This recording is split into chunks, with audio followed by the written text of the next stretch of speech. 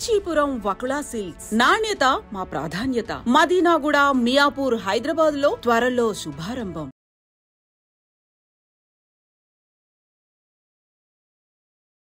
వారి ఇంటి పేరు చెప్పగానే సరిగమలు వరుస కట్టి ఒక దండగా మారి హారంగా వారి పాదపద్మాలకు చేరుకుంటాయి.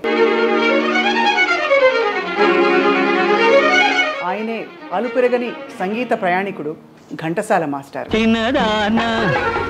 వారికి 5గురు సంతానం. 4వ అమ్మాయి ఎవరంటే ఘంటసాల సుగుణ గారు. సంగీతం నేర్చుకుంటున్నప్పుడు ఇంత లెజెండ్ ఇంట్లో ఉన్నప్పుడు, ఇప్పుడు శంకర శాస్త్రి గారి ఇంట్లో మనం ఊహించుకుంటాం కదా, అలా ఉండేదా వాతావరణం? అలాగే ఉండేది. మాయ, విశ్వమాయ. ఆ తర్వాత సురేఖ ఉంది కదా, చిరంజీవి గారి వైఫ్, తను కూడా వచ్చేది వీణ నేర్చుకోవడానికి. ఓహో, వీణ నేర్చుకున్నారా? నాకు వచ్చింది. సుశీలమ్మ ఒక మాట మొన్న ఇటీవల ఇంటర్వ్యూలోనే అన్నారు, ఘంటసాల మాస్టారి గొంతు లడ్డూ లాగా, గాడ్స్ గిఫ్ట్ అంతే, వన్ అండ్ ఓన్లీ. కానీ ఎల్లారేశ్వర్ గారితో పాడిన పాటలు వింటే అసలు ఏ పాట, ఒక పాట ఉదాహరణ ఇస్తారా? ఆకులు పొక్కలు ఇవ్వద్దు, ఆశలు నాలో రేపొద్దు, అందరి వయసుకి అల్లరే నేర్పించేసేవాళ్ళు. చెప్పక్కర్లేదు. ఆంధ్రాకి ఒక అదృష్టం అనమాట. ఏంటంటే అందరిది ఇప్పుడే సెంటినరీస్ అయ్యాయి వరస పెట్టి. రాజేశ్వరరావు గారిది, రామారావు గారిది, నాగేశ్వరరావు గారి, నాన్నగారిది. ఇంత మాధుర్యం నింపుకున్న ఘంటసాల గారు ఏమి ఇష్టపడి తినేవారు భోజనం? ఆయనకి ఫేవరెట్ వంకాయ కూర. వంకాయ కూర, వంకాయ వంటి. నాన్నగారిదంతా ఆదర్శ స్వభావాలు. ఒకసారి మనిషి ఎవరు అని నాకు తెలియదు, కానీ ఆయనకి బయట వేసింది కనిపిస్తుంది. నాన్నగారు చూసి లోపలికి వచ్చి, నాది కూడా అక్కడే వేయి, లేదా ఆయనది లోపలే అని చెప్పారు. ఘంటసాల గారు తెరపై కనిపించిన శేషశైలావాస శ్రీ వెంకటేశ ఆ పాట, పూర్వజన్మలో నేను కూడా ఏదో పుణ్యం చేసుకున్నాను వల్లే అక్కడ పుట్టాను నేను. వెళ్ళగానే అదృష్టం ఏంటంటే క్యూలు, స్పెషల్ దర్శనాలు ఇదేం కాదు. మెయిన్ వాకిల్ దగ్గర కారు ఆగేది. ఆ వెంకటేశ్వర స్వామి ఎదురుకుండా కూర్చుంది. ఎక్కడ తేడా వచ్చిందమ్మా ఆరోగ్యం? యాక్చువల్లీ గొంతుకి ఎవరో వచ్చి ఏదో మంది ఇచ్చారండి. అతను ఇచ్చి వెళ్ళాడు, పొద్దునే వచ్చి అప్పుడే ఒక డోసు వేసేసుకున్నాను. అమ్మ వద్దని చెప్తూనే ఉంది. సెకండ్ డోస్ మళ్ళీ మధ్యాహ్నం వేసుకోవాలనేసరికి వేసుకునేసరికి ఇక్కడ నుంచి అండి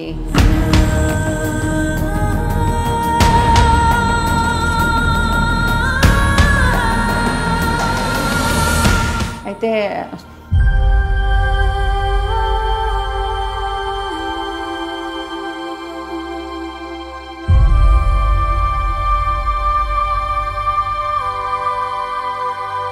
వెంటనే మా బాబాయ్ గారికి ఫోన్ చేసి, ఆ మందులు వేసుకోకు, పారేసాయి అని చెప్పేసి.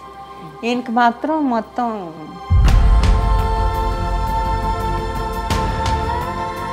మేము స్కూల్లో ఉన్నాం. మధ్యాహ్నం మా బాబాయ్ గారు వచ్చారు కారు వేసుకుని. అప్పుడే మా లంచ్ టైం బయటకు వచ్చాము. చెప్పలేదు మీకు? నేను చెప్పలేదండి. అయ్యో అయ్యో.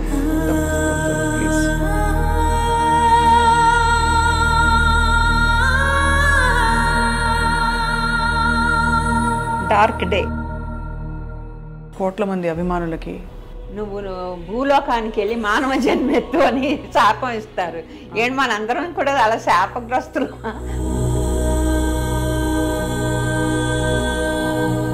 అమ్మ పాడేవారా కొంచెం అయినా? కాపురానికి వచ్చిన కొత్తల్లో మా నాయనమ్మ గారేమో మంగళహారతి పాడు అంటే పాడుతుంది. వస్తే నాన్నగారు వచ్చి బయట నుంచున్నారు. అని మా నాయనమ్మ గారు చూసి, ఏంట్రా బయట నుంచున్నావేంటి, లోపలికి రా అంటే, నేను లోపలికి వస్తే నేను కొడుతున్నాను అనుకుంటారు దాన్ని, అందుకని బయట నుంచున్నా.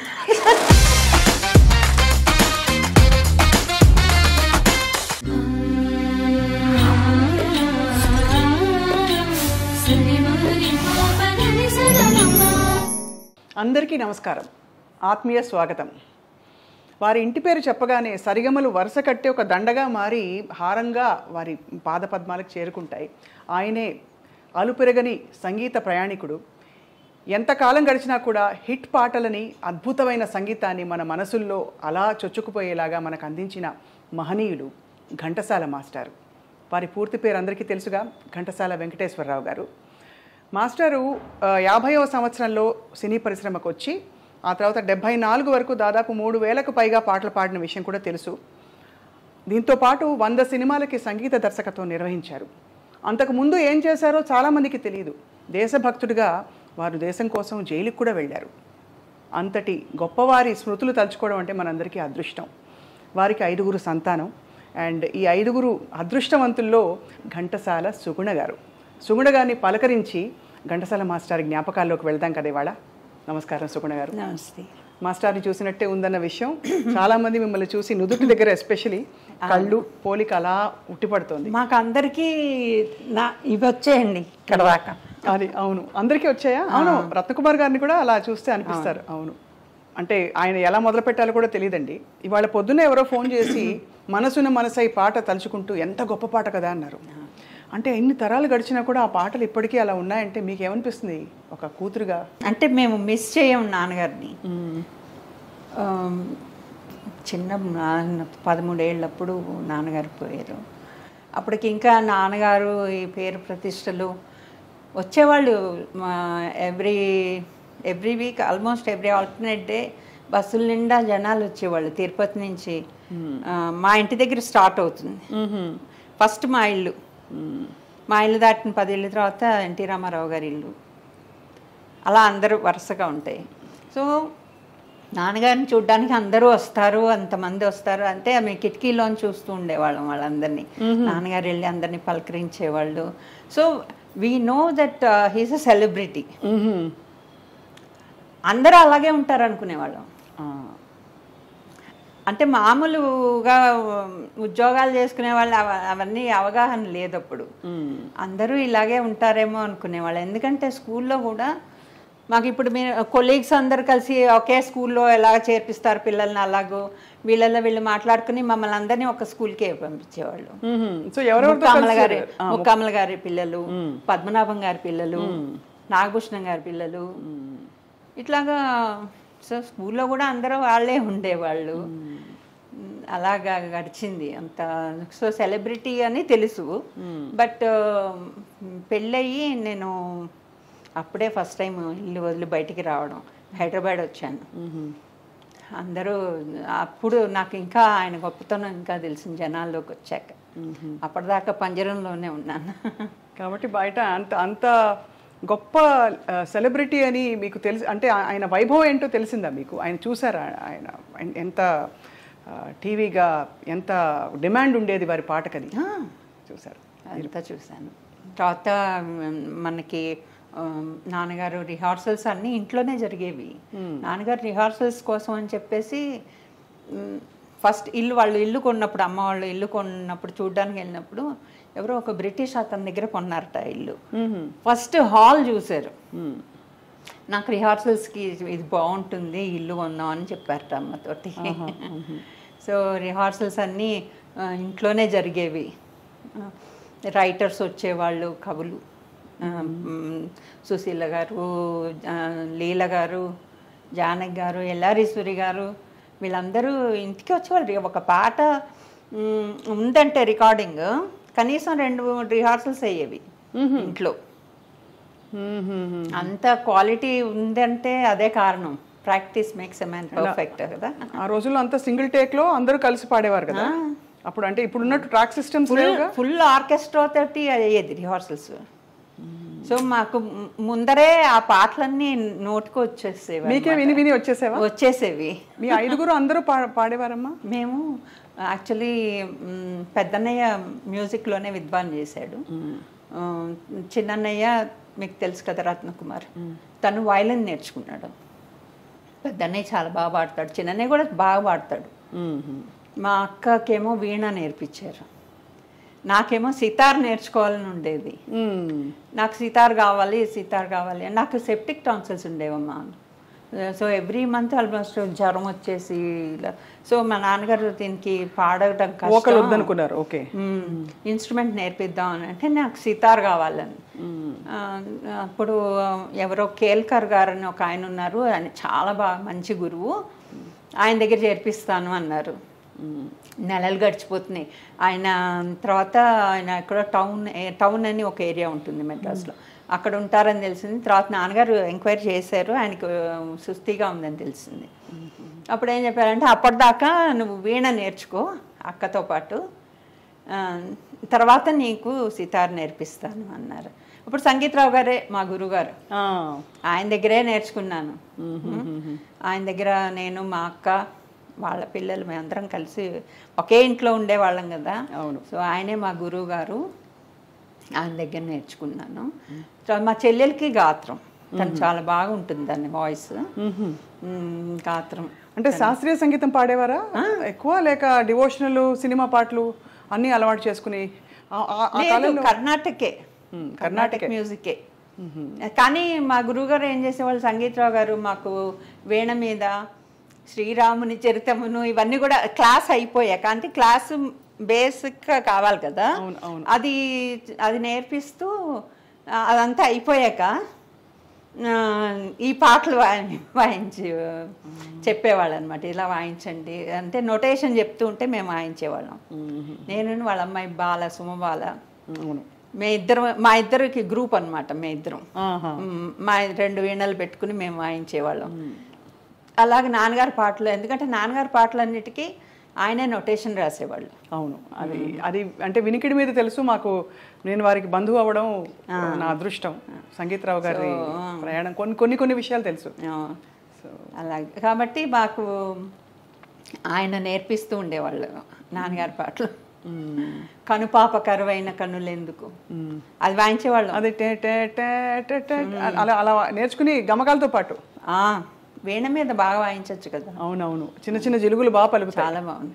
ఎప్పుడు మీరు ప్రొఫెషనల్గా సంగీతం మీరు ఎవరు అంటే అంత సీరియస్గా ఇందులోకి వెళ్ళాలి అనుకోలేదా, లేక అది జరగలేదంటారా? నాన్నగారికి యాక్చువల్గా ఏంటంటే ఆడపిల్లలు పెళ్లి చేసుకుని వాళ్ళు సెటిల్ అవ్వాలి, అసలు స్టేజ్ మీదకి వద్దనేవాళ్ళు. అవునా? ఒకసారి సత్యం గారింటి నుంచి, అంటే వాళ్ళు వెంపటి సత్యం గారు కూచిపూడి, అవునుగా, వాళ్ళు కూడా మా ఇంటికి దగ్గరే. ఆయన స్టార్ట్ చేసిన కొత్తలో వాళ్ళ మిస్సెస్ ఆవిడ ఆంటీ వచ్చి అమ్మని, మీ అమ్మాయిని పంపించమన్నారు అని అంటే నాన్నగారు ఒప్పుకోలేదు, డ్యాన్స్ వద్దు అని చెప్పేశారు. అయ్యో. ఆ తర్వాత మళ్ళీ భలే తమ్ముడు, ఇది ఎన్టీఆర్ గారి సినిమా అనే దాంట్లో డ్యూయల్ రోల్ ఉంటుంది. దాంట్లో చిన్నపిల్లాడు కావాలి, కరెక్ట్గా మాస్టర్ మీ రెండో అమ్మాయి సూట్ అవుతుంది అని అడిగారట, తీసుకురండి స్క్రీన్ టెస్ట్కి. ఇంటికి వచ్చి చెప్తే వాళ్ళిద్దరు బాగా డిస్కషన్ చేసుకున్నారు, అమ్మ నాన్నగారు ఇద్దరు డిస్కస్ చేసుకుని మళ్ళీ మనం వినాం కదా అంత చిన్నప్పుడు. తర్వాత ఏమైందో వద్దనుకున్నారు, అట్లాగా వచ్చాయి. కానీ రేడియోకి మాత్రం మేమందరం ప్లే బ్యాక్ కదా, అదే అదే అదే ఆ బ్యాక్ వరకు ఓకే, అంతే తెర వెనుక మనుషులం. అదే అన్నయ్య కూడా డబ్బింగ్ వాయిస్ మీదే బతికాడు. రేడియో స్టేషన్కి మాత్రం రెగ్యులర్గా వెళ్ళేవాళ్ళం. ఎవ్రీ వీక్ మేము లేకుండా పిల్లల ప్రోగ్రాం జరగదు అంతే. రేడియో తాతయ్య ఆయన చాలా అంటే చాలా మా అందరూ అక్కడి నుంచి వచ్చిన వాళ్ళే. మెడ్రాస్ ఆల్ ఇండియా రేడియో అంటే ఒక చాలా పేరున్న రేడియో స్టేషన్. సండే పొద్దున్నే వెళ్ళిపోయేవాళ్ళం, కారు కోసం వెయిట్ చేయడం ఏం లేవు, అంతే మొత్తం గ్యాంగ్ అందరం వెళ్ళిపోయేవాళ్ళం. చాలా బాగుండేది.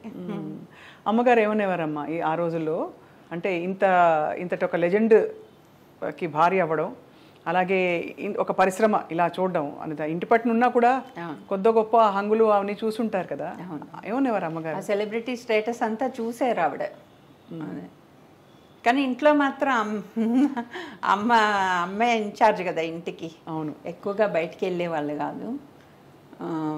ప్రివ్యూస్ వేస్తే మాత్రం ఫ్యామిలీ అంతా వెళ్ళేవాళ్ళం.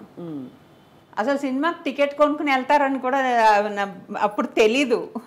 అంటే మీకు అన్ని ఫ్రీయా మీకు? లేదు అసలు ప్రివ్యూసే. నాన్నగారు అన్నిట్లో పాడేవాళ్ళు, అందులో వేసిన వాళ్ళందరికీ ప్రివ్యూ వేస్తారు. అందులోనూ రామారావు గారి ఫ్యామిలీ పెద్దది, మా ఇంట్లోనూ మేము 5గురం. కొంచెం కష్టం అని వాళ్ళు ఏం చేసేవాళ్ళు అంటే వాళ్ళ ఫ్యామిలీకి మా ఫ్యామిలీకి సెపరేట్గా షో వేసేవాళ్ళు, మేమందరం వెళ్ళి చూసేవాళ్ళం అన్నమాట. బాగుండేది. మాస్టర్కి ఎవరు చాలా దగ్గర మిత్రులు పరిశ్రమలో? దగ్గర మిత్రులు అంటే అందరితోనూ చాలా ఫ్రెండ్లీగానే ఉండేవాళ్ళు. రెగ్యులర్గా మా ఇంటికి వచ్చేది పామర్తి మాయ అంటాం. అందరినీ మాయ, సత్యం బాబాయ్, వెంపటి నేను మాధవపెద్ది సత్యం గారిని సత్యం బాబాయ్ అని అంటే చుట్టాలనుకునే వాళ్ళం మేము. అంటే అలా వరుసలు కలిపి పిలవడంతో అలా అనిపించింది. వాళ్ళు కూడా ఏమే అమ్మాయి అంటూ అమ్మ దగ్గరకు వచ్చి మాట్లాడుతూ ఉంటే అదే అనుకుంటాం కదా. కొంచెం పెద్ద అయ్యాక కానీ వాళ్ళు వీఆర్ ఆల్ ఫ్రెండ్స్ అని తెలియదు నాకు. మాలతి చందూరు ఆవిడ మాలత్తయ్య అని పిలిచేవాళ్ళం. మాలత్తయ్య వాళ్ళ ఇంటికి ఎవ్రీ సండే వెళ్ళేవాళ్ళం. వాళ్ళ బీచ్ దగ్గర వాళ్ళ ఇల్లు. సో వాళ్ళ ఇంటికి వెళ్ళేవాళ్ళం. బీచ్కి వెళ్ళడం అన్నది మమ్మల్ని బీచ్లో దింపేసి వాళ్ళేమో మాలతి చంద్రు గారి ఇంటికి వెళ్ళి ఉండేవాళ్ళు కబుర్లు చెప్పుకుంటూ. మా చంద్రు గారు, అమ్మ, నాన్నగారు, వీళ్ళు. శారద గారిని మాలతి చంద్రు గారి సిస్టర్, ఒక ఎల్డర్ సిస్టర్. మేమంతా ఆడుకుని ఆ తర్వాత డ్రైవర్ మమ్మల్ని వాళ్ళ ఇంటి నిండా చేశాక అంతా పడిపోయేది. అట్లాగా గడిచేది. తర్వాత భానుమతి గారితో కూడా క్లోజ్. భానుమతి గారికి మా అమ్మగారు చాలా ఫ్రెండ్షిప్. వాళ్ళ ఇంట్లో ఆవిడ మా ఇంటికి వస్తూ ఉండేవాళ్ళు. వాళ్ళ ఇంట్లో ఆవిడ ఎక్కువ పూజలు పునస్కారాలు ఎక్కువ చేసేది. సో అన్నిటికీ వెళ్ళేవాళ్ళం. బొమ్మల కొలువు అంటే భానుమతి గారింట్లో చూసి తీరాల్సిందే అనమాట. అంత అందంగా పెట్టేవారు, చాలా బాగా పెట్టేవాళ్ళు. అది మొత్తం ఒక హాల్లో సగం పెట్టి, అంటే వాళ్ళ దగ్గర టెక్నీషియన్స్ కూడా ఉంటారు కదా. సో వాళ్ళతోటి రోడ్లు, లైటింగ్, పల్లెటూరు, అది ఎల్ఐసి బిల్డింగ్ మెడ్రాస్లో, అది అన్నీ రెప్లికాస్ ఉండేవి. చాలా బాగా చేసేవాళ్ళు ఆవిడ. సంగీతం నేర్చుకుంటున్నప్పుడు ఇంత లెజెండ్ ఇంట్లో ఉన్నప్పుడు సహజంగానే మనం ఒకసారి నాన్నగారికి వాయించి వినిపిద్దాం, ఆయన మెప్పు పొందుదాం, లేదు ఒకసారి పాట పాడి వినిపిద్దామని మీ అక్క చెల్లెళ్ళు, అన్నదమ్ములందరికీ ఉంటుంది. అలా ఎప్పుడు అనిపించలేదండి. అదేంటో తెలియదు. నాన్నగారు వింటూనే ఉండేవాళ్ళు. ఏమన్నా బాగుంది, అద్భుతంగా అని ఇప్పుడు శంకరశాస్త్రి గారి ఇంట్లో మనం ఊహించుకుంటాం కదా, అలా ఉండేదా వాతావరణం? లేదు, చాలా అలాగే ఉండేది. మాయ, విశ్వమాయ కొంచెం కొంచెం అవన్నీ టచ్ చేసాడు. అవునా?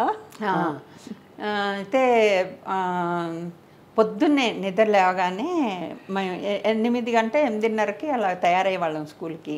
సో 7 నుంచి అబౌట్ 8:15, 8:30 దాకా మ్యూజిక్తో దద్దరెళ్ళిపోయేది ఇల్లు. వెనకాతల అవుట్ హౌస్లో ఉండేవాళ్ళు సంగీతరావు గారు.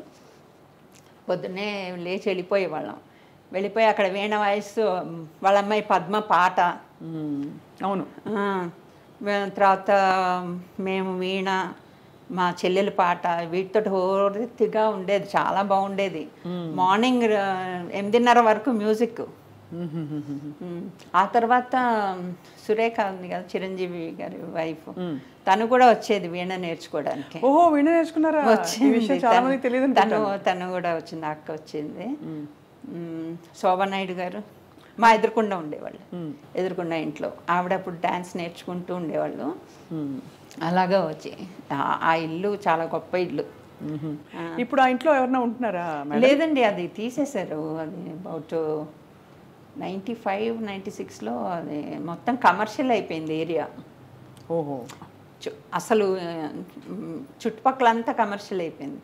ఉండడానికి కష్టమైంది. ఇలాగే అక్కడ ఉండలేకపోయారు అనమాట. దాంతో ఇంకా ఇటు పక్క వాళ్ళు కూడా అమ్మేశారు. ఇంకా మధ్యలో వీళ్ళు ఒక్కళ్ళే ఉండిపోయి ఇంకా వాళ్ళు కూడా అమ్మేసి అక్కడే కొనుక్కున్నారు. టీ నగర్ వదలలేక అక్కడే కొంచెం లోపలికి ఇల్లు కొనుక్కున్నారు. అసలు మాస్టారు సంగీతాభ్యాసం చాలామంది గురువుల దగ్గర చేశారా మేడం? చాలామంది పట్టాయన సీతారామ శాస్త్రి గారే కదా, ఆయన దగ్గరికే వెళ్ళారు. ఆయన దగ్గరే నేర్చుకున్నారు. అక్కడి నుంచి వచ్చి సాధన అక్కడ అంటే, ఎందుకంటే సుశీలమ్మ ఒక మాట మొన్న ఇటీవల ఇంటర్వ్యూలోనే అన్నారు, ఘంటసాల మాస్టారి గొంతు లడ్డూలాగా అంత గంభీరంగా, అంత అసలు మధురంగా, రౌండ్ వాయిస్. చాలా ఆ వాయిస్ కల్చర్ ఎలా అలవర్చుకున్నారని. ఎందుకంటే ఆ తర్వాత అలాంటి గొంతులు రాలేదు మనకు. అన్ని మాడ్యులేషన్, ఒకలాగా ఎక్స్ప్రెషన్స్ ఇచ్చే గొంతులు వచ్చాయి, కానీ అంతటి బరువైన భావం పలికించే గొంతులు, అది గాడ్స్ గిఫ్ట్ అంతే, వన్ అండ్ ఓన్లీ. అవును. ఇంకా మనం ప్రయత్నం కూడా చేయకూడదు. అంటే అలా పాడాలని చాలా మంది ప్రయత్నిస్తారు. వారు పాడేటప్పుడే చెప్తారు, చాలా వినయంగా చెప్తారు ఈ మాటని. మీరు అయితే మీరు తెర మీద నాన్నగారి గొంతు విన్నప్పుడు, హీరోలను చూసినప్పుడు ఎలా ఉండేది? మీరందరూ మాట్లాడుకున్నప్పుడు, మీ సిస్టర్స్ అండ్ బ్రదర్స్? నాన్నగారు పాడుతున్నారని అలాగే ఉంటుంది కదా, అంతే తప్ప అంతకంటే ఆల్రెడీ వినేసి ఉంటాం ఇంట్లో. ఓహోహో, సో పాట వచ్చేసింది, కంట వచ్చేసింది ఇంట్లో ఆల్రెడీ వచ్చింది, ఇప్పుడు ఈ పాట వస్తుంది. అది ఎలా ఉండేది ఘంటసాల మాస్టర్ వ్యక్తిత్వం? అంటే మాకు పాట ద్వారానే తెలుసు, మాకు విన్నవాళ్ళు చాలా మృదువుగా మాట్లాడతారు. బాలు గారు చెప్పారు 2-3 సందర్భాలు. చాలా ఇది ఆయన ఎప్పుడు వాయిస్ రేస్ చేసిగా నేను ఎరగను అసలు. మా అమ్మగారు ఇంత పని మీద అరిచేవాళ్ళు, తొందరగా రెడీ అవ్వండి అది ఇదని. మా అమ్మగారిని రాజీ అని పిలిచేవాళ్ళు, ఎందుకో తెలియదు నాకు. అమ్మ పేరు సావిత్రి. అవును, సావిత్రి గారు. కానీ రాజీ అనే పిలిచేవాళ్ళు. అది ఎందుకు అలా పిలుస్తున్నారని అడిగేంత వయసు లేదు అప్పుడు. తర్వాత అడిగాం అమ్మని, అమ్మ రాజీ ఏంటంటే ఏమో అలా పిలిచారు అని. మమ్మల్ని కేకలేస్తుంటే ఎందుకు కేకలేస్తావు, వాళ్ళని అరవద్దు అనేవాళ్ళు. చాలా ఎప్పుడు చాలా సున్నితంగా ఉంటారు. సున్నితంగా ఉండేవారు. ఆ రోజుల్లో బాగా పెద్ద పెద్ద విద్వాంసులు బడే గులాం అలీ ఖాన్ గారా? బడే గులాం అలీ ఖాన్ గారు అంటే అప్పటికి మేము పుట్టలేదు. ఆయన వచ్చి ఆయనకి ఎవరు ఇది ఇవ్వలేదు, షెల్టర్ ఇవ్వలేదు. ఆయన బృందం షెల్టర్ ఇవ్వకపోతే నాన్నగారి ఇంటికి తీసుకొచ్చారట. అప్పటికి ఇల్లు కొనేసారు.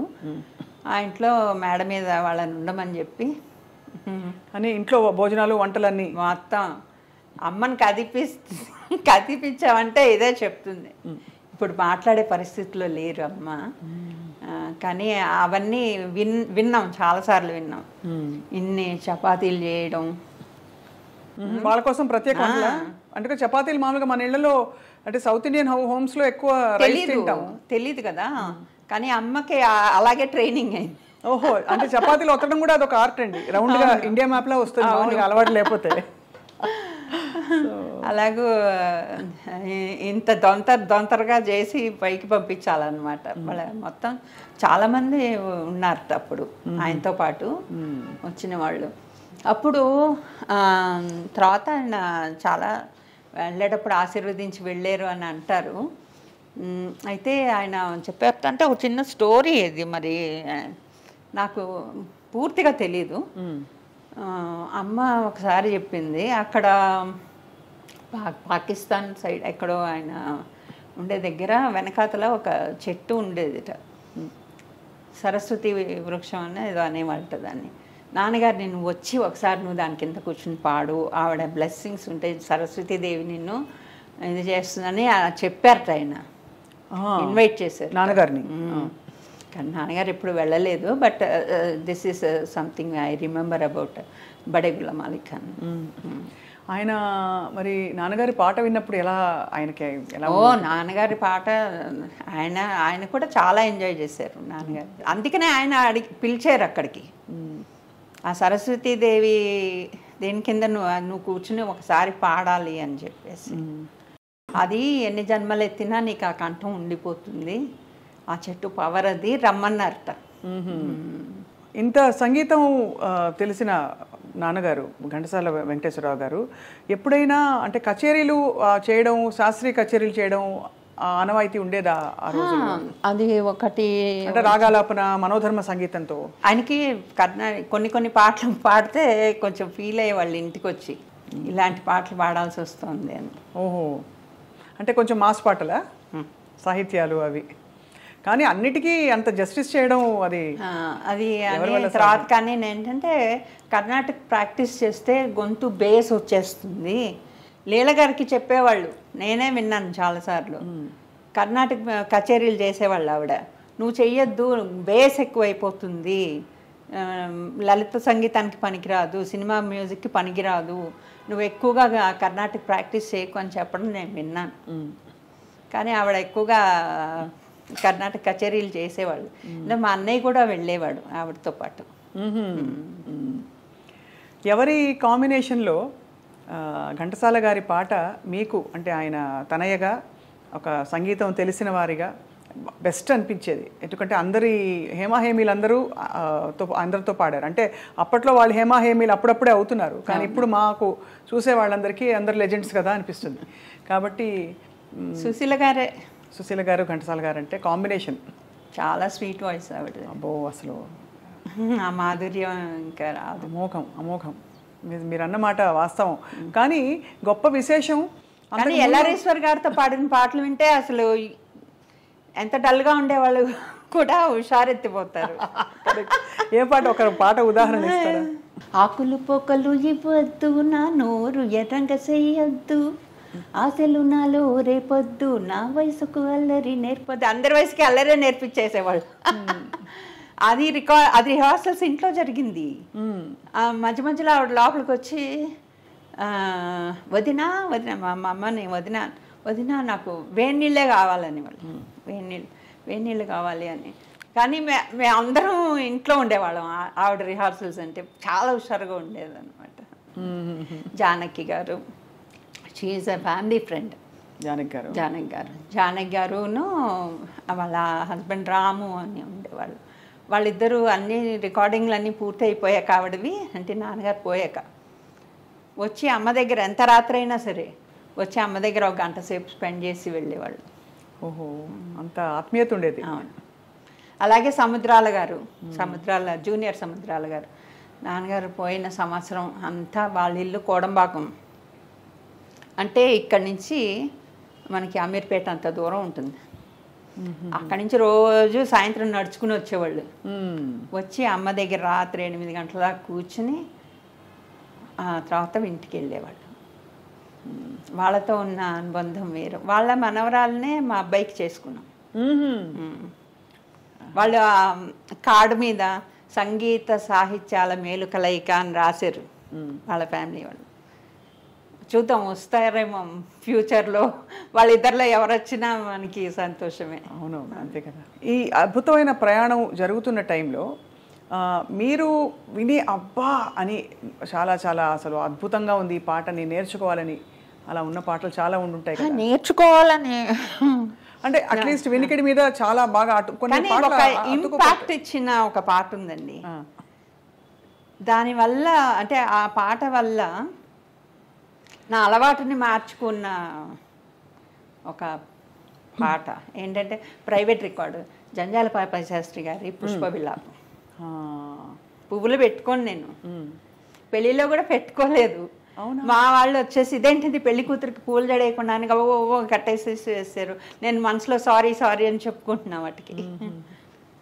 అదే నిజంగా ఆ పాట ఏంటంటే పూలు దారాలతో గొంతు కురి బిగించి, అంటే అయ్యో బాబోయ్ చంపేస్తున్నాం వాటిని. గుండెలో నుండి సూదులు గుచ్చి కూర్చి, ఇంత చెయ్యాలా మనం, వాటిని అందమును హత్య చేసేది హంతకుండా అని రాశారు ఆయన. అందుకే ఆయనకి ఆ బిరుదు సార్థకమైంది, కరుణశ్రీ. అవును, అంత కరుణలో ఒలికించారు ఆ కవిత్వంలో. కుంతి కుమారి, కుంతి విలాపం. దాంతో ఎక్కడైనా ఎవరైనా పేరెంటాలకి వాటికి వెళ్తే పూలు ఇస్తారు కదా, తీసుకొచ్చి తులసి మొక్కలు పెడతా. పూజలకి పువ్వులు పెట్టాలి దేవుడికి అంటారు. మనసులో చాలా బాధగా ఉంటుంది. ఆ టైంకి వాళ్ళు పెట్టేసి సరే దేవుడి దగ్గరికే చేరుస్తున్నాం కదా అని మళ్ళీ మర్నాడు పొద్దున్నే తీసి అవన్నీ మొక్కలో పెడతాను. అంటే తల్లి ఒడిలో ఇలాంటి పాటలు లలిత సంగీతంలో చాలా, అంటే ప్రైవేట్ ఆల్బమ్స్లో చాలా ఎక్కువ వచ్చేవి ఒక టైంలో. అవును. సో ఆ తర్వాత రాజేశ్వరరావు గారి పాటలు, అయ్యో అసలు చెప్పక్కర్లేదు. వీళ్ళందరూ ఏంటంటే అది స్వర్ణయుగం. అది మనకి ఒక అదృష్టం, మన ఆంధ్రాకి ఒక అదృష్టం అనమాట. ఏంటంటే అందరిది చూడండి, అందరిది ఇప్పుడే సెంటినరీస్ అయ్యాయి. అవును, వరస పెట్టి రాజేశ్వరరావు గారిది, రామారావు గారిది, నాగేశ్వరరావు గారిది, నాన్నగారిది. వీళ్ళందరూ ఏంటంటే వీళ్ళందరినీ ఒక గ్రూప్గా దేవుడు పంపించాడు. అవునండి, అసలు మహానుభావులు, లెజెండ్స్. ఇప్పుడు అటువంటి పోకళ్ళు, అంత పట్టున్న టాలెంట్ ఉందా అంటే చెప్పడం కష్టం. ఎందుకంటే మాస్టర్ తర్వాత అఫ్కోర్స్ బాలుగారు, చాలా వరకు బాలుగారితో. బాలుగారు నాకు యంగ్ బాలసుబ్రహ్మణ్యం నాకు చాలా గుర్తు. మా ఇంటికి వచ్చేవాళ్ళు రోజు. హీ వాస్ వెరీ యంగ్, మేము ఇంకా చిన్నపిల్లలం అనుకో. రోజు వచ్చేవాళ్ళు మా ఇంటికి, అప్పుడెప్పుడే బడ్డింగ్ ఆర్టిస్ట్. రోజు వచ్చేవాళ్ళు.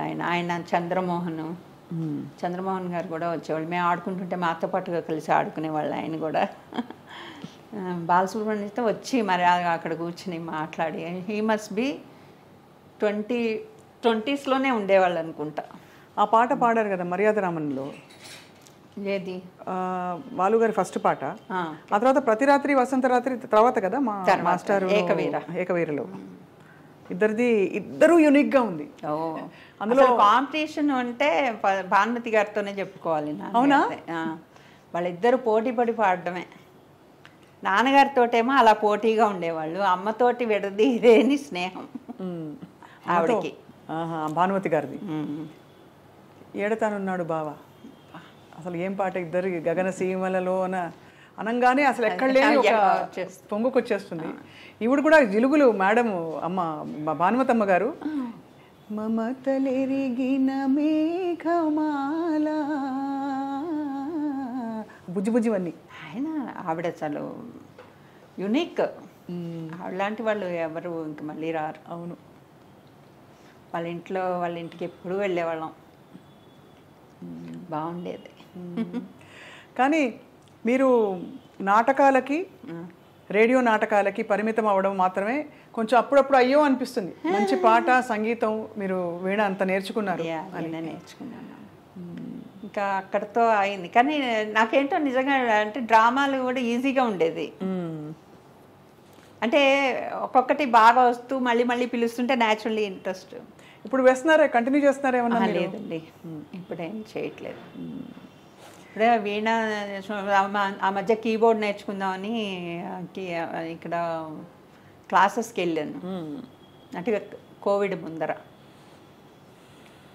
అది అనుకుంటే ఆ మాస్టర్ ఏం చెప్పేవాడంటే నొటేషన్స్ చూసి వాయించాలి. బుక్ వాయిస్తుంటే అది కష్టంగా ఉండేదన్నమాట.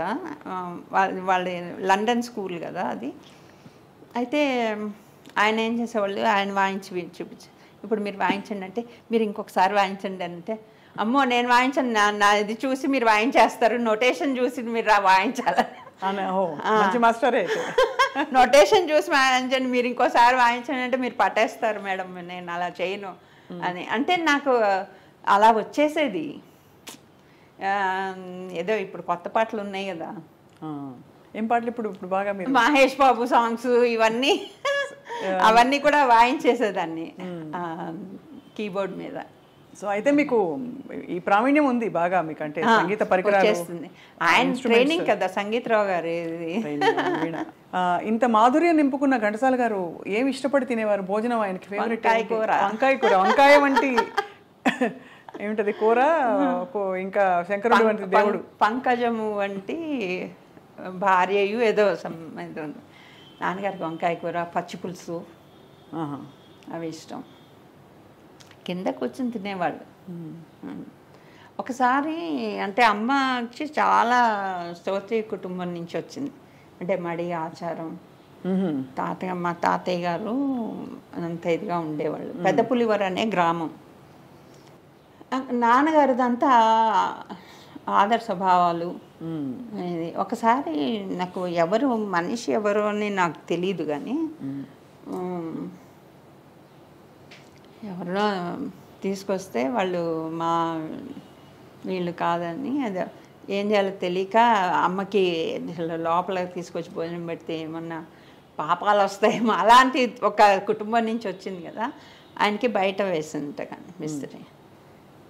నాన్నగారు చూసి లోపలికి వచ్చి, అక్కడ ఎందుకు వేసావు అంటే, మన వాళ్ళు అంటే నాది కూడా అక్కడే వేయి, లేదా ఆయనది లోపలే అని చెప్పారట. అంటే ఒకటే ఆయనకు తెలిసిన ఒకటే గాయకులం, అంతే అంతే. మీరు అన్నారు కదా గులాం అలీ ఖాన్ గారు కూడా ఆహార వ్యవహారాలైనా చాలా భిన్నంగా ఉంటాయి కదా. అంటే అంతటి ఆదరణ, అంత ప్రేమ, అభిమానం ఉంటేనే కదా వాళ్ళ మీద. సో కళాకారులు అంటే అంత గొప్ప గౌరవం కదా. బాగా పాడేవాళ్ళని చూసి ఏమనేవారు మాస్టారు? ఎంత బాగా పాడుతున్నారు, అద్భుతంగా పాడాడు, అందరినీ మెచ్చుకునేవాళ్ళు, కొంతమంది ఫ్యాన్స్ ఇంటికి వచ్చి పాటలు పాడుతూ ఉండేవాళ్ళు. పాడుతుంటే ఒకవేళ వాళ్ళు సరిగ్గా అందరికీ అంత సాధన చేసేది రాదు కదా, బాగా పాడేనైనా ఇంకొంచెం ప్రాక్టీస్ చేస్తే బాగుంటుంది అలా చెప్పి పంపించేవారు.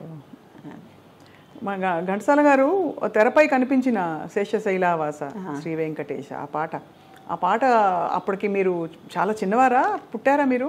గుర్తులేదు, కానీ తిరుపతికి మాత్రం టైం ఉంది, లీజర్ దొరకంగానే తిరుపతి వెళ్దాం అనేవాళ్ళు. ఆస్థాన విద్వాన్గా ఉన్నారు. అవును, యాక్చువల్గా అది పూర్వజన్మలో నేను కూడా ఏదో పుణ్యం చేసుకున్నాను వల్లే అక్కడ పుట్టాను నేను. నాన్నగారు ఉన్నట్టుండి ఇప్పుడేం పని లేదు, రేపు తిరుపతి వెళ్ళిపోదాం అనేవాడు. వెంటనే కారు వేసుకుని మెడ్రాస్ నుంచి తిరుపతి 3.5 hours ఉంది అంతే కదా.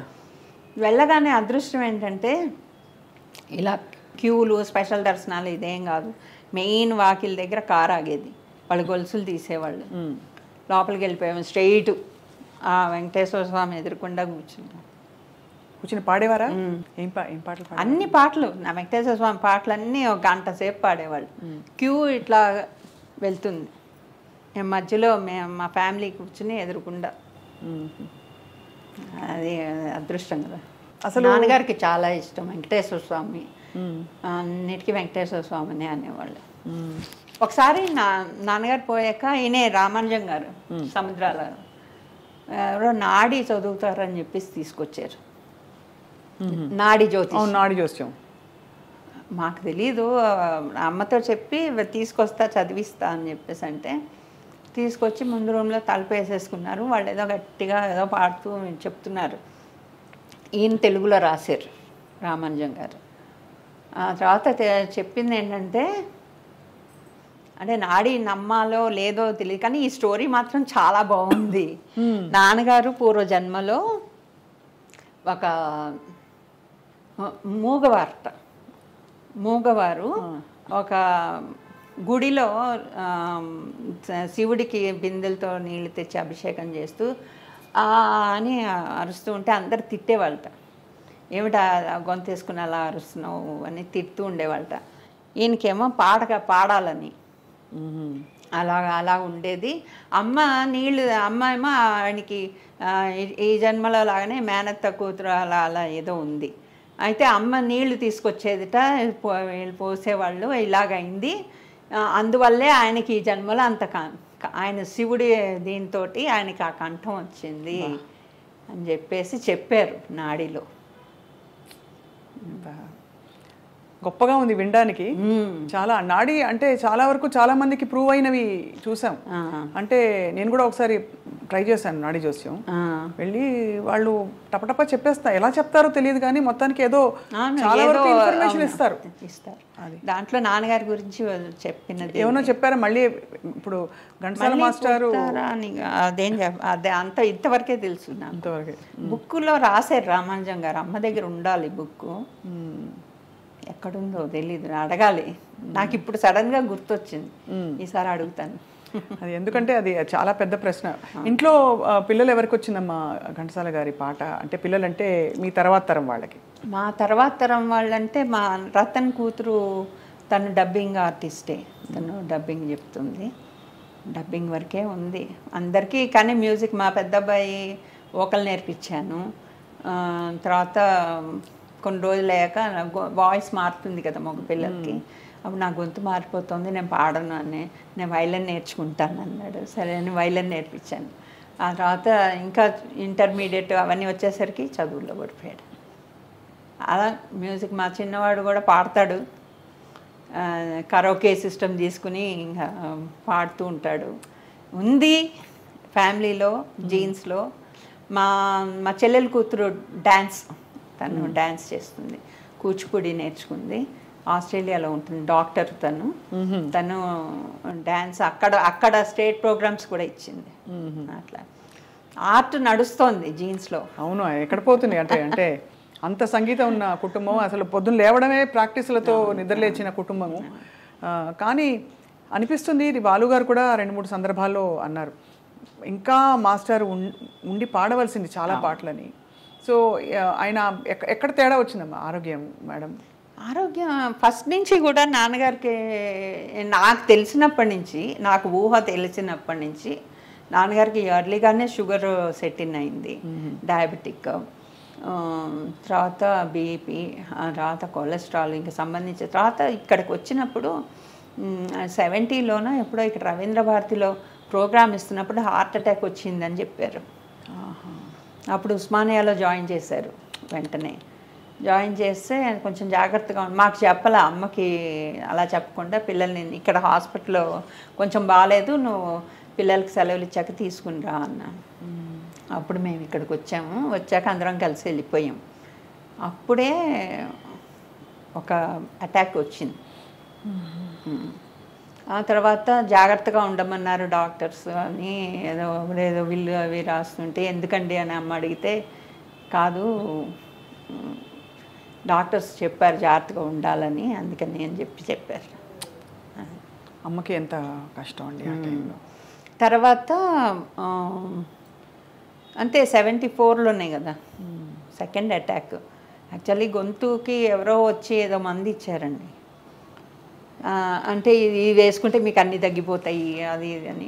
ఎవరు చిత్తూరు సైడ్ నుంచో ఎవరో తెలియదు, పసర వైద్యం లాంటిదా, ఏవో పౌడర్స్.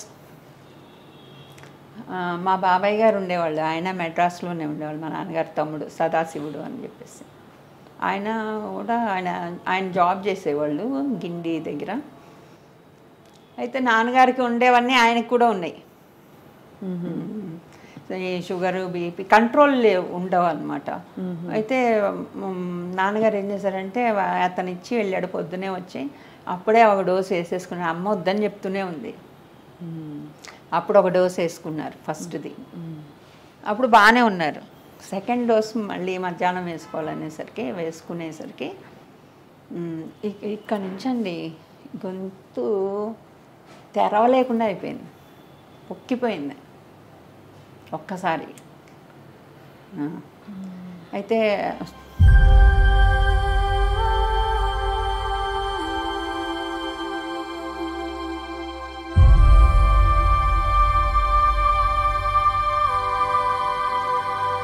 వెంటనే మా బాబాయ్ గారికి ఫోన్ చేసి, నాన్నగారు ఆ బాబాయ్ కూడా పంపించేశారు ఆ సెట్ మందులు. పంపించాం. వీనికి ఇలా అయ్యేసరికి వెంటనే ఆయన ఆఫీస్కి వెళ్ళి వచ్చి వేసుకోవాలి. సో వెంటనే ఆయనకి ఫోన్ చేసి ఆఫీస్కి, నువ్వు ఆ మందులు వేసుకోకు పారేసేయని చెప్పేసి. ఈయనకి మాత్రం మొత్తం ఇంకా అక్కడి నుంచి బాగా డిటీరియరేట్ అయింది, చాలా హారబుల్గా అయిపోయింది, నోరు తెరవలేక. ఆ తర్వాత ఎన్ని రోజులు ఇబ్బంది? 1 వీక్ దాకా ఇంట్లోనే ఉన్నారు. ఉన్నాక తర్వాత బిఎన్ రెడ్డి గారు వీళ్ళందరూ అలా కాదు అని విజయ హాస్పిటల్లో అడ్మిట్ చేశారు. విజయాలో అడ్మిట్ చేశాక అక్కడ 2 వీక్స్ అంతా ఉన్నారండి. బాగా అయింది. కానీ జయంతి రామారావు గారని డాక్టరు, ఆయనే చూసేవాళ్ళు. తర్వాత బాగా అయింది, నాన్నగారికి తగ్గిపోయింది. ఇంకా నెక్స్ట్ డే ఇంకా డిశ్చార్జ్ చేస్తారు. ముందు రోజు సాయంత్రం మేము వెళ్ళాము హాస్పిటల్కి. నేను రేపు వచ్చేస్తాను, వచ్చాక మళ్ళీ వీకెండ్కి బీచ్కి వెళ్దాం అని చెప్పారు. మేము స్కూల్లో ఉన్నాం. మధ్యాహ్నం మా బాబాయ్ గారు వచ్చారు కారు వేసుకుని. అప్పుడే మా లంచ్ టైం బయటకు వచ్చాం. వచ్చేసరికి కారు ఎక్కండి అంటే ఏదో అనుమానం అనిపించింది. ఏ క్లాస్ మీరు అప్పుడు? మీరు ఏ క్లాస్లో ఉన్నారు? నేను 8th. చిన్న పాప మీరు. వెంటనే కారు ఎక్కి ఇంటికి వెళ్ళగానే మా పిన్ని గారు కొంచెం ఏదైనా తినండి అని చెప్పేసి కొద్దిగా అన్నం పెట్టి అంత ఎలా ఉందంటే ఇల్లు చాలా గంభీరంగా ఉంది వాతావరణం. చెప్పలేదు మీరు? తర్వాత నేను చెప్పలేదండి. అయ్యో ప్లీజ్.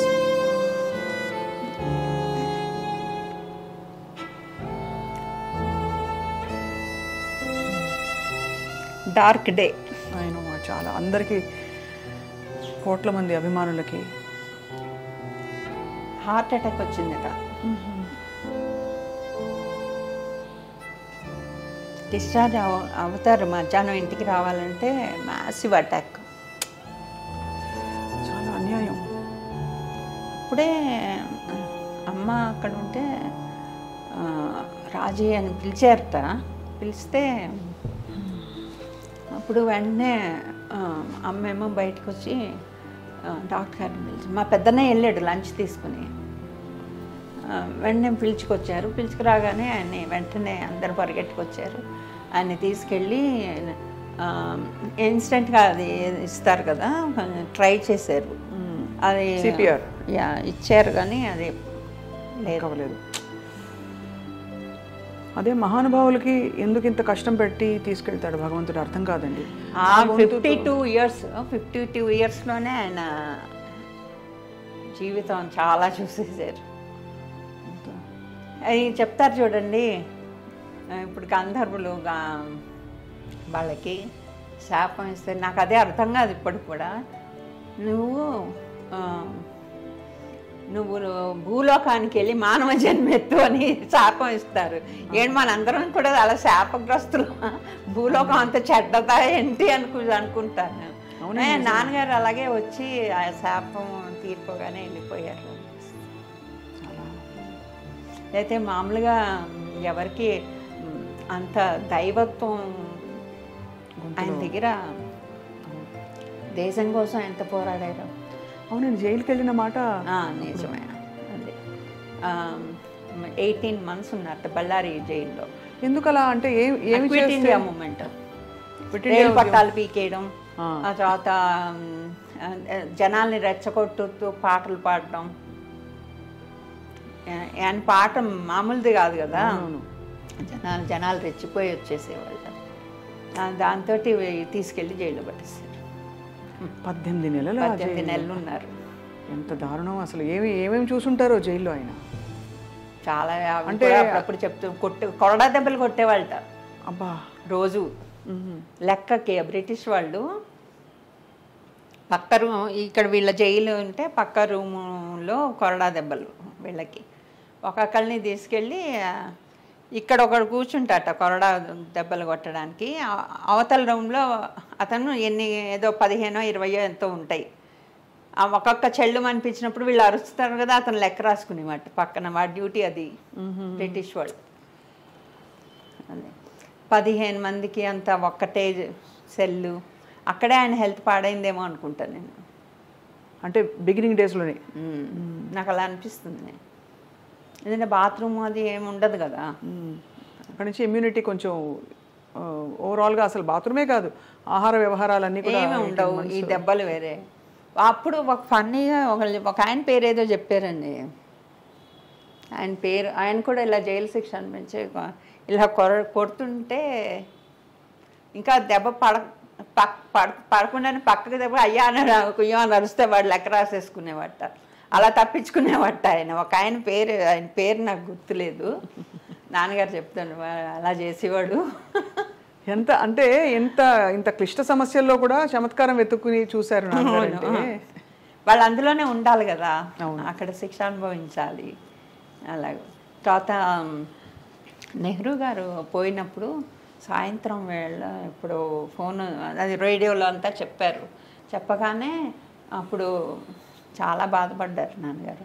బాధపడమే కాకుండా నాకు బాగా గుర్తు, వెనకాతల బావి ఉండేది. నాన్నగారు తెలియగానే బయట ఎక్కడ ఉన్నారు వచ్చేసారు. వెనక బావి దగ్గరికి వెళ్ళి స్నానం చేసి లోపలికి వచ్చారు. ఆత్మీయులు పోతే చేస్తారు అట్లా. అంత దేశభక్తి. అంటే చాలా ఆత్మీయులు అనమాట. అయితే నెహ్రూ గారితో కలిసారా మహానుభావులందరినీ? ఈ మూమెంట్లో కలిసి ఉంటారు కదా, గాంధీ గారిని, నెహ్రూ గారిని అందరినీ. అసలు తర్వాత వచ్చేసారు. ఇంకా సినిమా నా అమ్మతో పెళ్ళయ్యాక సీనియర్ సముద్రాల గారు పులివరు అయింది.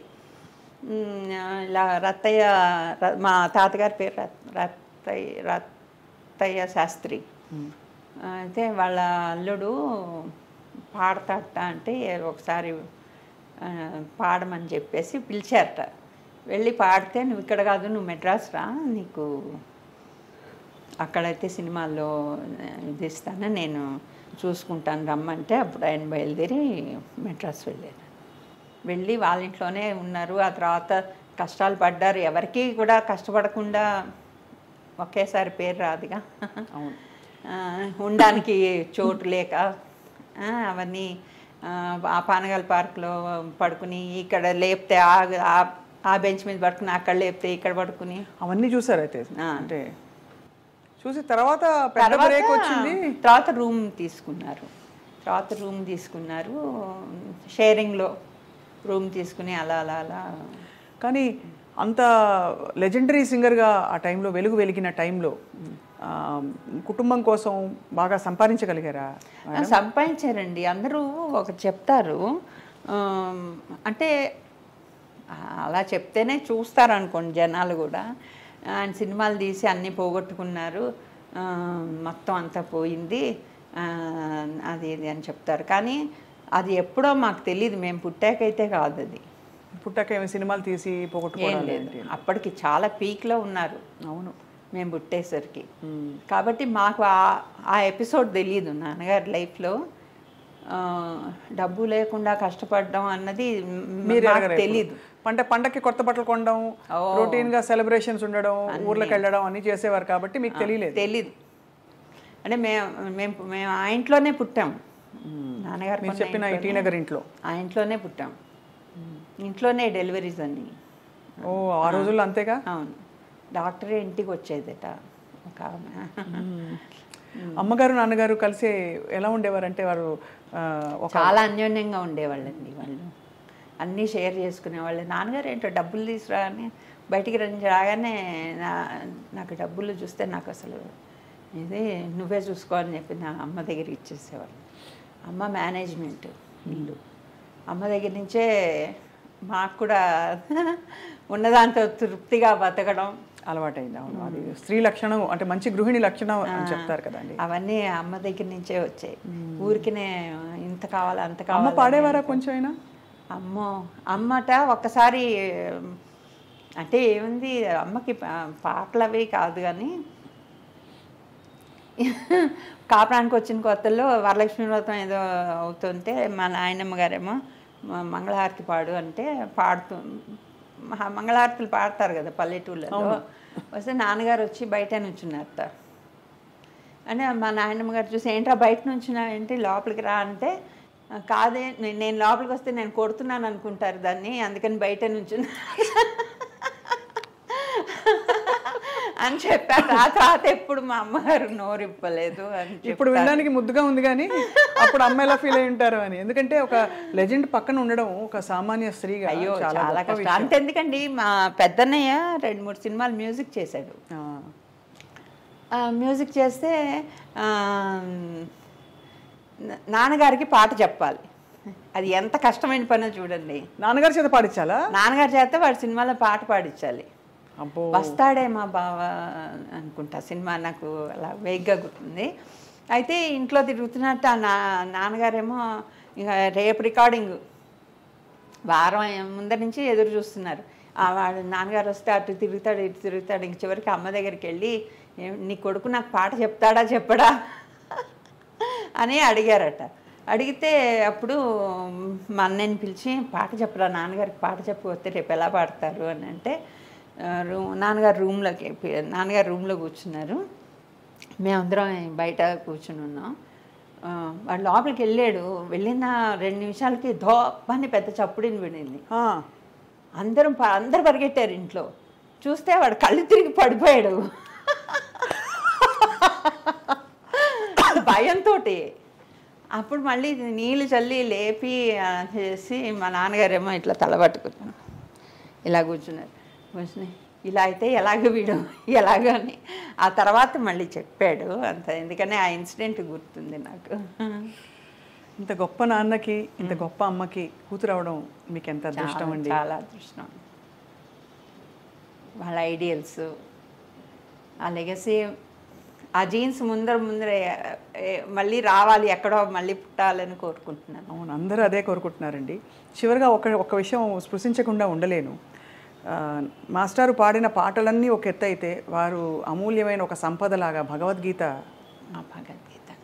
ఆ తర్వాత గంగాధర్ శాస్త్రి గారు కూడా అద్భుతంగా దాన్ని మళ్ళీ మొత్తం అన్ని రికార్డ్ చేసే ప్రయత్నం చేసి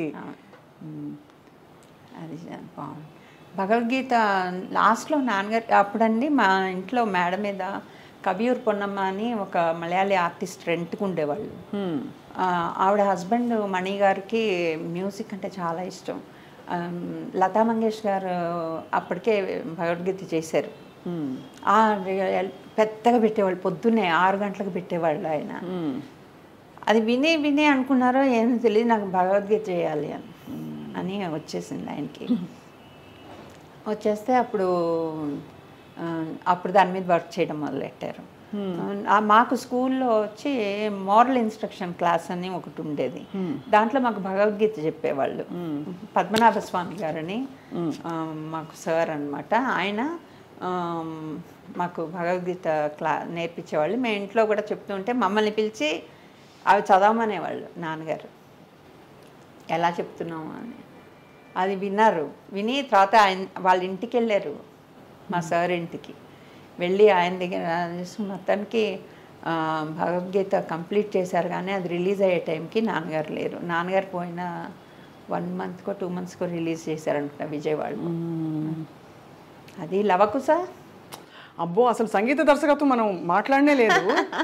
లవకుశ సినిమా నాకు, భగవద్గీత ఒక ఎత్తు అయితే లవకుశ సినిమానే ఒక ఎత్తు నాకు. అవును, ఎందుకంటే అది 58లో స్టార్ట్ చేసి 63లో రిలీజ్ చేశారట. 5 ఏళ్ళు. 5 ఏళ్ళు ఆ పాటలు సుశీల గారిని లీల గారిని అరగేసి మొత్తం ఆ గొంతులు, ఒక్కొక్క పాట ఇప్పటికీ అలా మిగిలిపోయాయి. అంటే అవి ప్రామాణికాలు అయిపోయాయి. ఇప్పుడు ఏ రియాలిటీ షో చూసినా ఆ పాటలు పాడగలిగేవాళ్ళు. సుశీల గారిని కదిపితే ఘంటసాల మాస్టారు నేను ఇలా ఉన్నానంటే ఆయన ఈరోజు నాకు దీనికి ఆయనే కారణం అనేసి వినుడు వినుడు రామాయణ గాథ అంటారు. అవును, ఆవిడ లవకుశ దగ్గరే ఆవిడ మనసు అక్కడ అలా ఉండిపోయింది. అవును, ఎందుకు మొన్న మేము చూపిస్తాను ఇంటర్వ్యూలో ఇలాగే ఇదే మాట చెప్పారు, వినుడు వినుడు. నాకు దాంట్లో అంటే లిరిక్స్ అన్నీ కూడా రాసేయమంటే మొత్తం రాసేస్తాను నేను. అంటే making of we are by products of Lavakusa. ఎందుకంటే మేకింగ్ ఆఫ్ లవకుశలోనే మేము పుట్టాం. అది ఆ పాటలు మా ఇంట్లో నేను, రామారావు గారి ఇంట్లో బాలకృష్ణ, మేమందరం అప్పుడు పుట్టిన వాళ్ళమే. ఆయన చూస్తే ఒకవేళ చెప్తాను ఆయనకి కూడా, you are also by product of లవకుశలో రాముడి క్యారెక్టర్లో ఆయన ఒదిగిపోయి అందులోంచి ఉద్భవించిన బాలకృష్ణ. ఆయన డైలాగ్స్, బాలకృష్ణ డైలాగ్స్ అవన్నీ చెప్తుంటే ఇదంతా లవకుశ నుంచి వచ్చింది అనుకుంటూ ఉంటాను. రామారావు గారు చాలా ఆత్మీయంగా, ఏఎన్ఆర్ గారు, ఎన్టీఆర్ గారు ఇద్దరు కూడా ఏఎన్ఆర్ గారు చాలా ముందరే ఇక్కడికి వచ్చేసారు హైదరాబాద్కి. రామారావు గారు అయితే అక్కడే ఉండేవాళ్ళు, క్లోజ్గా ఉండేవాళ్ళు. వాళ్ళ పిల్లలు మేమందరం కలిసి ఆడుకునే వాళ్ళం. పురంధేశ్వరి మేమందరం మా ఇంటికి మా ఎదురుకుండా యు విశ్వేశ్వరరావు గారు అని ఉండే, వాళ్ళ పిల్లలు శాంతి, మంజు. శాంతియే వీళ్ళ కోడలు అనుకుంటా, రామారావు గారి కోడలు. అయితే మా ఇంటి దగ్గర ప్లే గ్రౌండ్ ఉండేది, సోమసుందరం గ్రౌండ్ అని. అక్కడి నుంచి వాళ్ళు ఇక్కడి నుంచి మేమందరం అక్కడికి వెళ్ళి ఆడుకునేవాళ్ళం.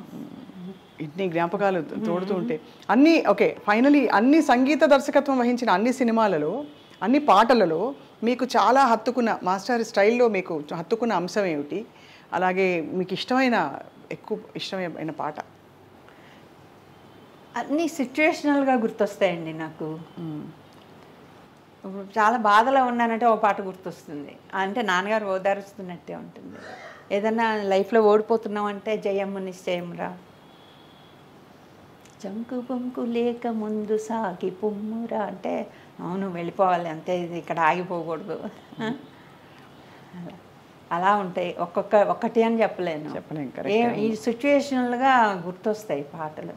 ఆ తర్వాత రంగులు రాట్నం పాట అంటే నాకు అది ఆయన ఒకే ఒక పాట రాశారట ఆయన, భుజంగరాయ శర్మ గారు. వెంపటి గారికి ఆయనగా రాశారు ఆ పాట. ఆయన రాసిన పాట నాకు ఎంత ఇష్టమో. ఏ పాటది? కలిమి నిలవదు లేమి మిగలదు, కలకాలం ఒక రీతి గడవదు, నవ్విన కళ్ళే చెమ్మగిల్లగా వాడిన బ్రతికే పచ్చగిల్ల, ఇంతేరా ఈ జీవితం తిరిగే రంగుల రాట్నం. మీనింగ్ఫుల్ సాంగ్ అండి. ఎన్ని సంవత్సరాలైనా ఏ జనరేషన్ కన్నా సరే అది ఒకసారి వినాలి అంతే. வேற லாங்குவேஜஸ்ல பாடவே இல்லையா? நிறைய பாடிருக்காங்களா?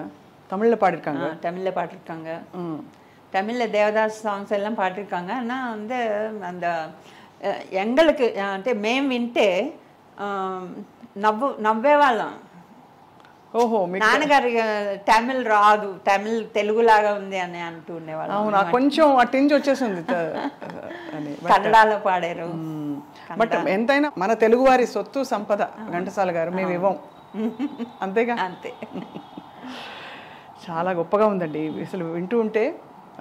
ఇప్పుడు మళ్ళీ ఆ పాటలన్నీ ఒక్కసారి అన్నీ పెట్టుకుని వినేసేయాలని, అంత గొప్పగా ఆ రోజుల్లోకి తీసుకువెళ్ళి చాలా ఆత్మీయమై మీ చాలా వ్యక్తిగతమైన విషయాలు కూడా పంచుకుని మాకు అవకాశం ఇచ్చినందుకు సుగుణ గారు మీకు రుణపడి ఉంటాం. ఎందుకంటే తర్వాతి తరాల వారికి చూసి నేర్చుకోవడానికి ఎన్ని విషయాలు ఉన్నాయి ఇందులో ఇవాళ మీరు చెప్పిన అంశాలలో. ఆ బయట నాకు కూడా అక్కడే భోజనం పెట్టు, లేదు ఆయనకు లోపలికి పెట్టు అని చెప్పడంలో ఆయన ఎంత వసుదైక కుటుంబంలో చూసేవారు అందరినీ, అది అర్థమైపోతుంది. ఆయన సున్నితత్వం కావచ్చు, పాటకు ఆయన చేసిన సేవ, దేశం కోసం పోరాడిన రీతి, అన్నిటికంటే దాన ధర్మాలు కూడా ఎంత చేసేవాళ్ళండి. నాకు నాగయ్య గారు విషయం, నాగయ్య గారు ఒకసారి ఫోన్ చేశారు, నేను తీశాను ఫోను. అమ్మ నాన్నగారు ఉన్నారా అంటే, నాన్నగారు ఇంకా ఏదో పడుకున్నారో ఏదో అంటే, లేచాక నాకు ఒకసారి ఫోన్ చేయమని అంటే సరే పెట్టేశాక నాన్నగారికి చెప్పాను. నాన్నగారు నాగయ్య గారు ఫోన్ చేశారు. అంటే ఎందుకు అంటే మళ్ళీ ఫోన్ చేస్తే 100 రూపాయలు ఎంత కావాలని అడిగారండి. నాకు చాలా ఇప్పటికీ కూడా ఎందుకు అలా అయిపోయారు వాళ్ళందరూ లాస్ట్లో. ఆ తర్వాత 2-3 రోజులకే పోయారు ఆయన. అయ్యో. అలాగూ గిరిజ గారు, ఆర్టిస్ట్ గిరిజ. అవును తెలుసండి, తెలుసు. అవును, ఆవిడ పొద్దున్నే 7 గంటల టైంలో మా ఇంటికి వచ్చారు. బస్సు దిగి వచ్చి అమ్మ ఉన్నారా అంటే, కూర్చోండి అన్న, బయటే కూర్చోబెట్టారు. లోపలికి వెళ్ళి అమ్మ ఎవరో ఒక ఆవిడ వచ్చారని, అమ్మ బయటకు వస్తే పాత చీర ఏదైనా ఉంటే ఇస్తాను. పాత చీర. అదే నేను అసలు ఇప్పుడు గుర్తొస్తే ఎందుకు వాళ్ళు అంత పతనమైపోయారు, అంత ఇదైపోయారు. అందరూ ఆ తరం అసలు అందరికీ చాలా కష్టం వచ్చేసింది. ఏంటో తెలియదు. ఎందుకు మొన్నటి వరకు రాజనాల గారు కూడా చాలా కష్టపడ్డారు, ఆర్థికంగా ఇబ్బంది పడ్డారని చెప్పుకుంటూ విన్నాం మేము. నాకు ఎందుకంటే నేను ఎక్స్పీరియన్స్ చేసింది వాళ్ళిద్దరిది. నాగయ్య గారి ఫోన్ నేను రిసీవ్ చేసుకున్నాను, గిరిజ గారిని నేను రిసీవ్ చేసుకున్నాను. నాకు ఆవిడ ఎవరో తెలియక బయటే కూర్చోబెట్టాను. ఎంత కష్టం. బయట బెంచ్ ఉంటుంది మా ఇంట్లో, ఆ బెంచ్ మీద కూర్చోమన్నాను. అమ్మ ఏదో పనిలో ఉంది, బయటకు వచ్చి చూసి ఏంటి మీరు ఇలా వచ్చారని లోపలికి తీసుకొచ్చాను. కాదు, ఎంత కష్టం వచ్చుంటే పాత చీర కోసం బస్సు దిగి వచ్చి డబ్బులు కావాలి, డబ్బులు కాకపోతే ఏదైనా పోనీ బట్టలన్నా ఇవ్వాలి. వాళ్ళందరూ ఎందుకు అలాగా అంత దీనస్థితికి వెళ్ళిపోయారు అని అనిపిస్తుంది. లాస్ట్లో మరి ఏంటో తెలివి ఒక దాన్ని ఏంటంటారంటే, దాన ధర్మాలు అవన్నీ సరే ఎప్పుడూ బ్యాలెన్స్డ్గా ఉండాలి. డబ్బులు ఎక్కువ ఉన్నా తక్కువ ఉన్నా, నువ్వు ఎక్కువ ఉన్నాయని రెచ్చిపోకూడదు, తక్కువ ఉన్నాయని కుంగిపోకూడదు. మా అమ్మగారు ఎప్పుడు 10 రూపాయలు ఈరోజు నీకు సంపాదించి వచ్చిందంటే 1 రూపాయి ముందు కోసం దాచిపెట్టు, ఒక దాన ధర్మాల కోసం దాచిపెట్టు, మిగిలింది నువ్వు ఖర్చు పెట్టుకో. ఇప్పటికీ పాటిస్తాం. అప్పు చెయ్యకు, అప్పు ఇవ్వకు, అది ఒకటి. సో అవన్నీ ఉన్నాయి కాబట్టి అందరం బాగున్నాం. మేము పిల్లలందరం కూడా వెల్ సెటిల్డ్. కానీ ఆశ్చర్యం కలుగుతుంది, అంత చిన్న వయసులో మాస్టర్ ప్రపంచాన్ని వదిలి వెళ్ళిపోయారు. అప్పుడు పిల్లలందరూ చిన్నవాళ్ళు. 74 నుంచి ఇప్పటి వరకు మరి ఎలా నడిచిందమ్మా, ఎలా గడిచింది జీవితం మీకు? మా అమ్మగారే, అమ్మ నడిపింది మొత్తం. అప్పుడు అందరూ చాలామంది కొంతమంది ఫ్రెండ్స్ కూడా అడ్వైజ్ ఇచ్చారట, నువ్వు ఇక్కడే ముందుకు మెడ్రాస్లో ఇల్లు అది అమ్మేసుకుని ఊరు వెళ్ళిపోవాలి ఇది అని. అమ్మ వెళ్ళలేదు. మా చదువులు మమ్మల్ని డిస్టర్బ్ చేయలేదు. మాకు నాన్నగారు ఉన్నప్పుడు ఎలా ఉన్నామో తర్వాత కూడా అలాగే ఉన్నాము. ఇన్కమ్కి కూడా ఏం చేసిందంటే ముందర షాపింగ్ కాంప్లెక్స్ కట్టించి రెంట్స్ వచ్చేవి. పెద్దన్నయ్య ఇంకా సెటిల్ అవ్వడు, వాడు విద్వాన్ చదివాడు. ఈ వాజ్ ఇంటూ మ్యూజిక్, అప్పుడెప్పుడే బడ్డింగ్ అనమాట.